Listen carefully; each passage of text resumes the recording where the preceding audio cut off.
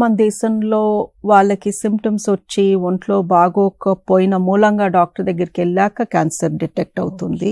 మీరు ఎంతో మంది స్త్రీలను అడగండి, అమ్మ ఈ నొప్పి నీకు ఎప్పటి నుంచి ఉంది, ఆర్ ఈ పొట్టలో ఈ బ్లోటెడ్నెస్ లేదా ఈ గట్టి ఫీలింగ్ ఎప్పటి నుంచి ఉందంటే 6 నెలల నుంచి ఉంది, ఏంటో అని ఊరుకున్నాను, ఇంట్లో వాళ్ళకి చెప్పలేదు, లేదా బ్లీడింగ్ అవుతుంటే ఎలా చెప్పాలి మా అబ్బాయికి అని చెప్పటం మానేశాను. ఇలా చాలాసార్లు పీపుల్ ఎన్నో నెలల నుంచి వాళ్ళకి ఏదో తేడా ఉంది అని గమనించి కూడా అశ్రద్ధ మూలంగా లేదా భయం మూలంగా లేదా సిగ్గు మూలంగా దాన్ని దాచిపెట్టేస్తారు.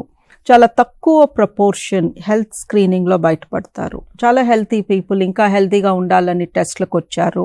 ఆ టెస్ట్లో చిన్న బియ్యం గింజంత క్యాన్సర్ కనిపించింది, ఫస్ట్ స్టేజ్ క్యాన్సర్, తీసేసాము, క్యూర్ అయ్యారు, మళ్ళీ వాళ్ళ పనికి వెళ్ళారు, నార్మల్ అయిపోయారు. అది తక్కువ.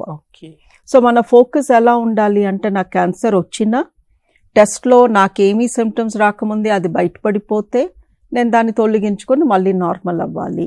సో ఈ టెస్ట్లు చేసుకోవడం ఇంపార్టెంట్. క్యాన్సర్ మనకి నేనున్నాను అని చెప్పే ముందే మనం దాన్ని కనుక్కుని దాన్ని తొలగించగలిగితే ఈ క్యాన్సర్ గురించి అసలు భయపడాల్సిన అవసరమే లేదు అండి.